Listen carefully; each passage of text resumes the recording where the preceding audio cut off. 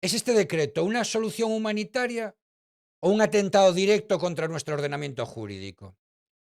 Hoy en este canal, en Pablo Franco Abogado, vamos a desgranar el último movimiento de Moncloa, la regularización masiva de inmigrantes. ¿Sabéis que un papel firmado hoy podría ser papel mojado mañana si el Tribunal Supremo decide intervenir? Quedaos porque lo que hoy os voy a contar sobre este Real Decreto Ley que preparan no os lo va a decir ningún telediario. Empezamos.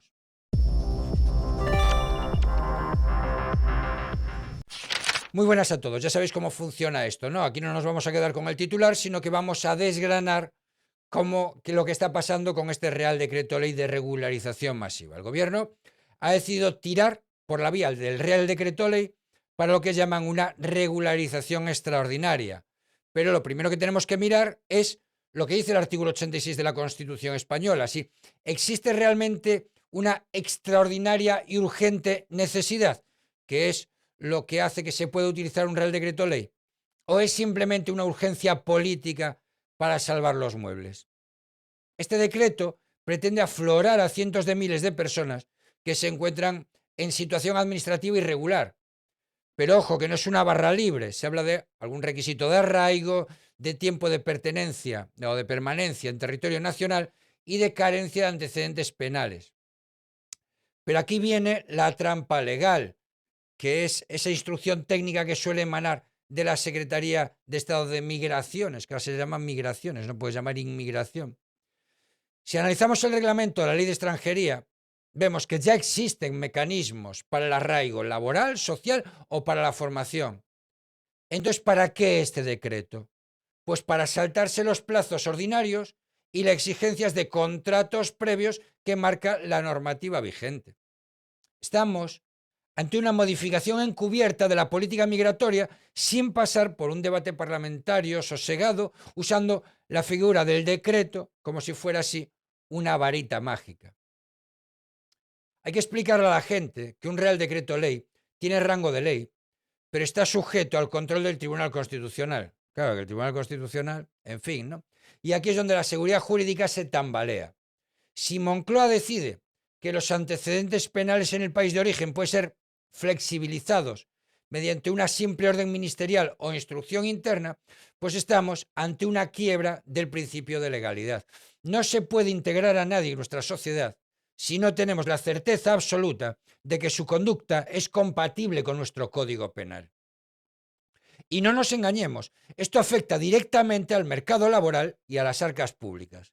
Regularizar de golpe a 500.000 de personas sin una memoria económica seria detrás es cuando menos una temeridad administrativa. Estamos hablando de derechos prestacionales que se adquieren de forma automática. ¿Está España preparada para esto? ¿O es otra cortina de humo para tapar otros escándalos de la trama que ya conocéis y que os hemos contado en este canal? La guerra en las Cortes y el embate judicial. Ya hemos visto la trampa del decreto, pero ahora toca hablar de quiénes van a intentar pararlo, porque fijaos bien, en el Congreso de los Diputados el ambiente no está para consensos, ¿eh? Y aquí la oposición ha sacado la artillería pesada. Los partidos de la oposición, principalmente el bloque de la derecha más conservadora, no solo hablan ya de efecto llamada, eso es lo que escucháis en las tertulias, pero nosotros aquí tenemos que ir al fondo, hablan de una vulneración del principio de jerarquía normativa. Sostienen, y a mi modo de ver de una forma bastante acertada, que un decreto no puede modificar de facto el espíritu de una ley orgánica, como es la de extranjería, sin un debate de calado. Desde Vox, sobre todo, se acusa a la Moncloa de fraude de ley, ¿no? Dicen que se está utilizando la vía de urgencia para eludir informes preceptivos del Consejo de Estado y del Consejo General del Poder Judicial. Y ojo, que no se van a quedar de brazos cruzados. Ya han anunciado que están preparando recursos de inconstitucionalidad. El argumento, bueno, pues que la regularización masiva afecta al núcleo de los derechos y deberes de los ciudadanos, algo que, según el artículo 86 de la Constitución Europea, está vedado al Real Decreto Ley. Pero la cosa no se queda en el Congreso. Ya hay movimientos para presentar recursos contenciosos administrativos contra las futuras instrucciones que desarrollen este decreto. ¿Por qué? Porque si una instrucción de la Secretaría de Estado pretende dar por válido un documento de antecedentes penales que no esté debidamente apostillado o legalizado según los convenios internacionales, Ahí tenemos una brecha legal por donde vamos a entrar los abogados para tumbar este Real Decreto. La postura es clara. La oposición ve en esto una maniobra electoralista para ganar base de votantes a medio plazo a costa de reventar el sistema de seguridad social. Se habla de que se están ignorando las directivas europeas en materia de asilo y de retorno. Y esto también es fundamental, familia. España no es una isla. Tenemos el Pacto Europeo sobre Migración y Asilo, y saltárselo unilateralmente con un decreto en marca de la casa nos puede costar una sanción de Bruselas que pagaremos todos de nuestro bolsillo. No lo va a pagar Pedro Sánchez y Begochu Fundraising, lo vas a pagar tú y yo.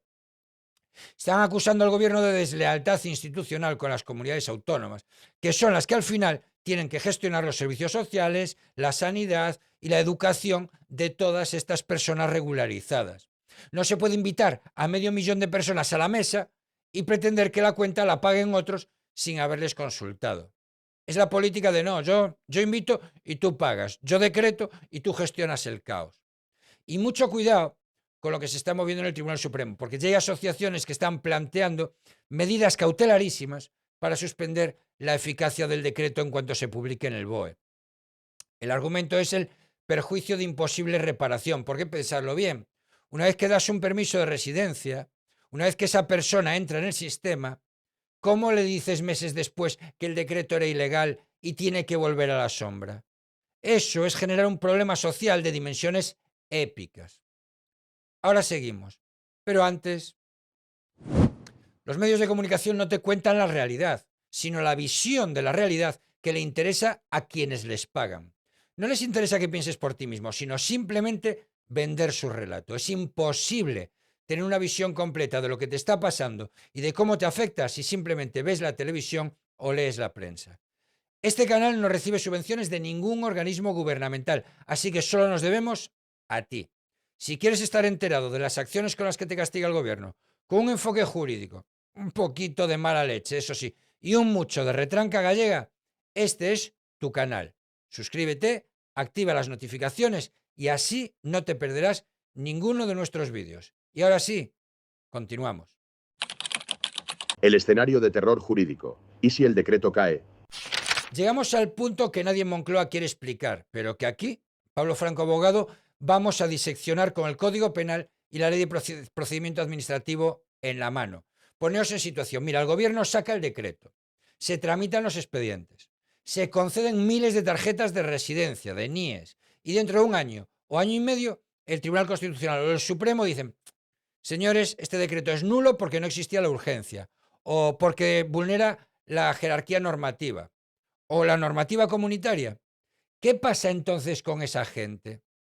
Aquí entramos en el terreno de la nulidad de pleno derecho del artículo 47 de la Ley 39/2015. Jurídicamente, si el decreto cae, todos los actos administrativos dictados a su amparo, es decir, todas esas regularizaciones, podrían ser declarados nulos. Estaríamos ante una situación de inseguridad jurídica sin precedentes en la democracia española. Los contratos de trabajo que se han firmado. Imaginaos el drama, ¿no? Personas que han conseguido un contrato de trabajo, que están cotizando, que han alquilado una vivienda con su NIE, ¿no? Y de repente su título habilitante, su NIE, desaparece. ¿Se les puede expulsar automáticamente? Pues no es tan fácil. El principio de confianza legítima, ¿no?, chocaría de frente con la declaración de ilegalidad. Se generaría un colapso en las oficinas de extranjería y en los juzgados de lo contencioso administrativo que haría que lo de la ley solo sí es sí fuera una coña marinera comparado con esto. Y aquí es donde quiero ser muy directo. Mira, esto es jugar con las personas.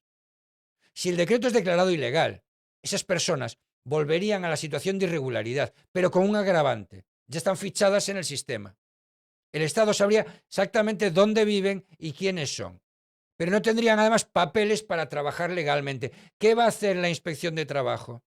¿Multar a las empresas que contrataron de buena fe basándose en un decreto que luego resultó ser papel mojado? Y desde el punto de vista de derecho sancionador, las empresas se enfrentarían a infracciones graves de la ley de extranjería por tener a trabajadores sin autorización, aunque la culpa fuera del legislador.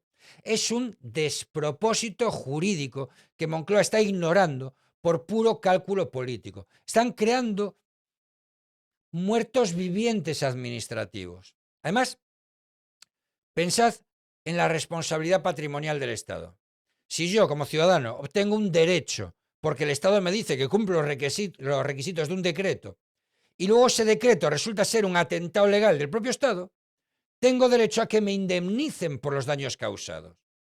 Estamos hablando de cientos de miles de posibles reclamaciones patrimoniales que arruinarían aún más las arcas públicas.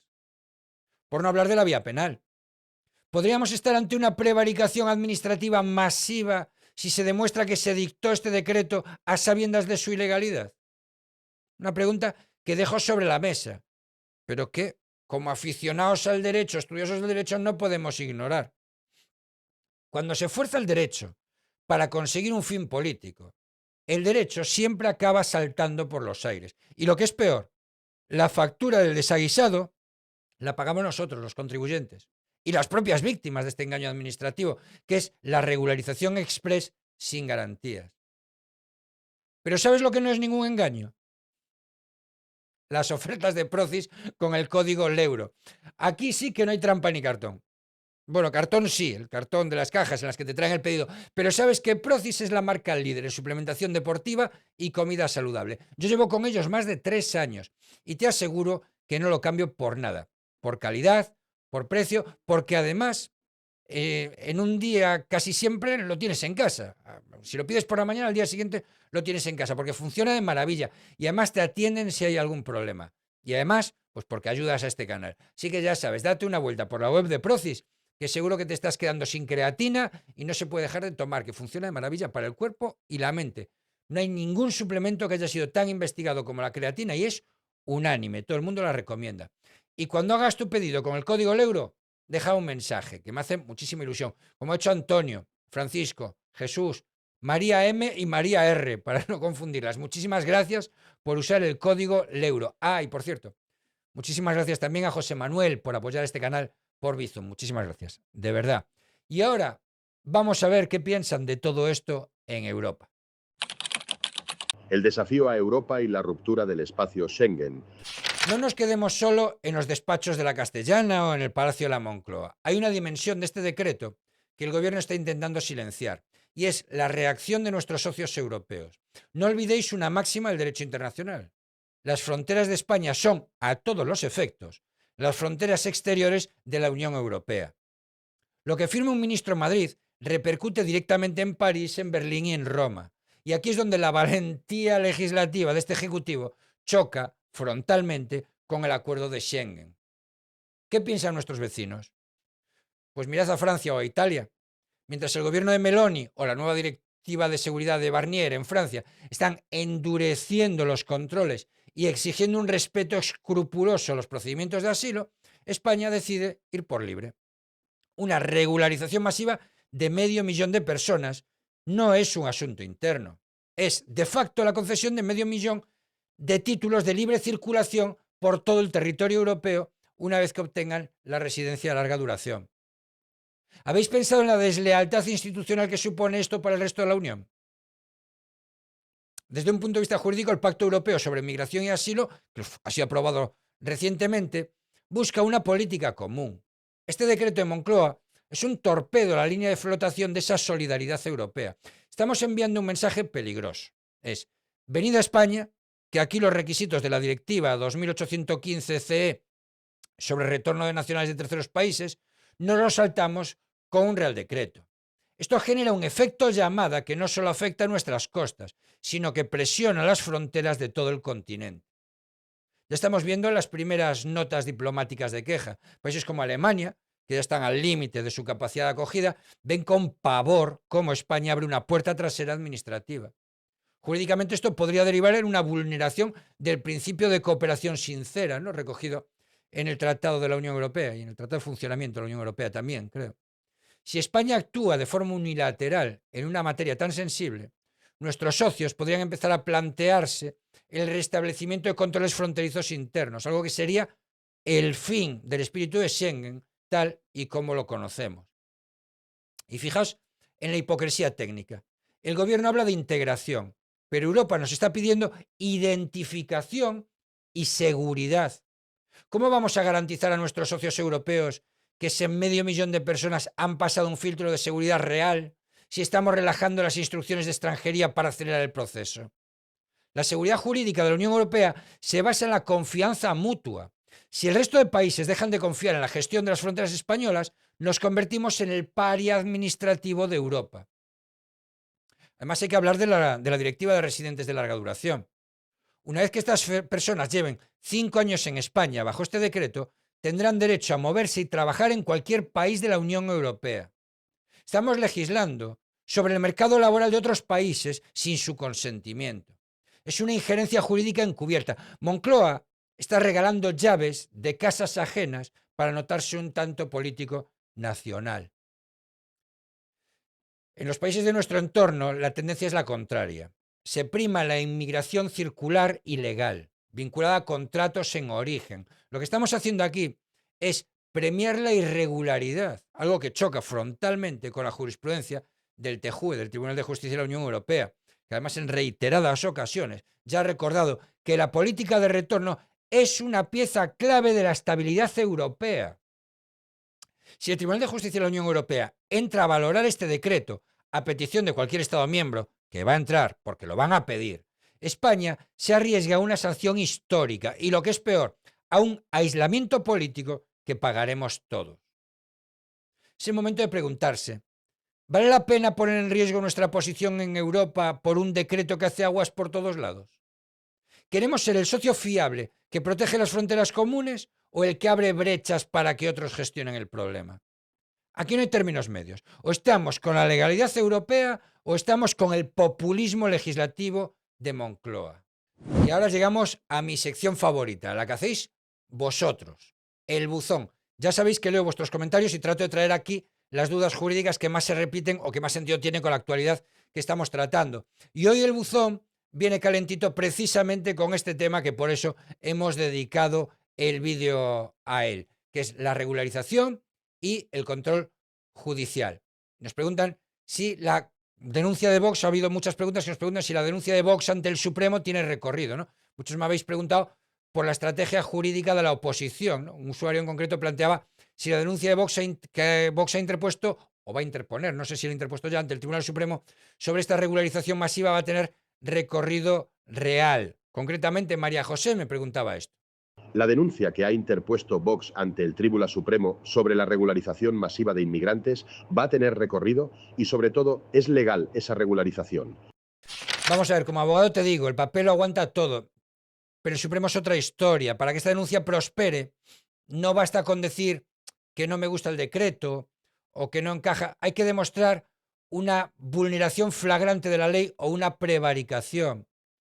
El recorrido va a ser largo porque primero hay que ver si se admite a trámite y si se encuentran indicios de criminalidad en la toma de decisiones de Moncloa. Esto si tiras por la vía penal, que parece que es por donde quieren ir, ¿no? No es un camino fácil, pero bueno, es el camino que marca nuestro Estado de Derecho. Aquí la clave será si se saltaron informes preceptivos a sabiendas de su obligatoriedad. Pero no tengo demasiada esperanza en que el Supremo lo anule, por lo menos en vía penal. No porque el decreto sea bueno o malo, sino porque cuando aquí siempre defendemos la separación de poderes, vale para un lado y para el otro. Es decir, ni el gobierno se puede meter como se mete en la labor jurisdiccional de los jueces, y ni meterse con las instrucciones, con las sentencias, etcétera, ni el Poder Judicial es el sitio adecuado para tumbar decretos que no nos gustan. No me gusta que se politice la justicia ni de un lado ni de otro. De todos modos, a pregunta concreta, ¿tiene recorrido esta querella? Yo creo que ninguno, pero bueno, lo veremos. Yo habría tirado por la vía contenciosa administrativa, que ahí sí es, como explicaba antes, donde le veo un poco más de recorrido. De todos modos, muchísimas gracias por la pregunta y ya sabéis, si tenéis alguna duda que queráis que tratemos en el canal, con el hashtag consultasexpress, lo tratamos sin problema.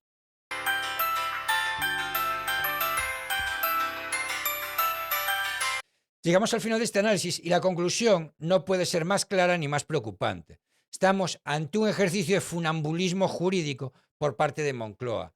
Este decreto de regularización extraordinaria no es un acto de gestión responsable, es una huida hacia adelante que pone en riesgo nuestra seguridad jurídica, nuestra estabilidad laboral y, lo que es más grave, nuestra credibilidad ante la Unión Europea. Mira, aquí en este canal sabemos todos, tú y yo, que las leyes están para cumplirse, no para moldearse al antojo de los intereses políticos del momento. Cuando se utiliza la figura del Real Decreto Ley para eludir el control parlamentario y saltarse los informes de los órganos consultivos, se está enviando un mensaje de debilidad institucional.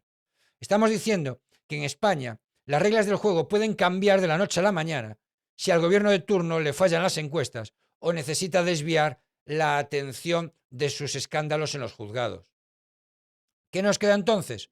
Nos queda justicia, nos queda confiar en que el Tribunal Supremo y el Tribunal Constitucional, a pesar de las presiones y del ruido de sables mediático, actúen como verdaderos contrapesos. Si este decreto es finalmente declarado ilegal, como apuntan muchos indicios de vulneración de jerarquía normativa, el caos administrativo que se va a generar será responsabilidad exclusiva de quienes firmaron ese documento en el Consejo de Ministros.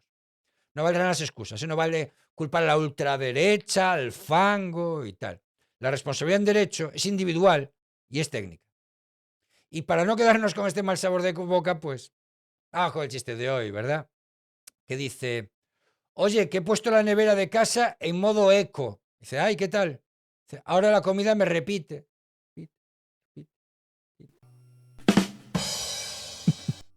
Si es que te lo tienes que tomar con humor, porque si no, que eso, que a vosotros que me seguís cada día solo os pido una cosa, no os dejéis engañar por los titulares de trazo grueso.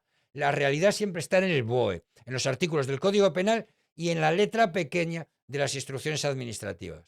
Mi compromiso con este canal, Pablo Franco Abogado, es seguir trayéndoos esa verdad, por mucho que a algunos les escueza que un abogado se ponga delante de una cámara a explicar lo que otros quieren ocultar. Si este vídeo te ha servido para entender un poco mejor qué se está cocinando realmente con este decreto de regularización, te pido que le des un like bien fuerte ahí, con todo el muñón, que le des like al vídeo, que lo compartas en tus grupos de WhatsApp, en tus redes sociales, porque la única forma de combatir la desinformación es con conocimiento jurídico real. Suscríbete si aún no lo has hecho, porque vienen semanas de muchísima actividad judicial y aquí la vamos a contar minuto a minuto, con la ley en la mano y sin miedo a nada ni a nadie. Muchas gracias por vuestro apoyo, por vuestros mensajes en el buzón y por estar siempre ahí al pie del cañón. Recordad, el derecho es la última trinchera de la libertad. Nos vemos en el próximo vídeo y, como siempre, nuestro grito de guerra. Pedro Sánchez. Gritándole a mi yo, perdido entre la gente, de correr y nunca es suficiente. Antes creía que nadie me vendría a salvar y ahora no paro de pensar que igual se ha pasado el momento. No encuentro placer.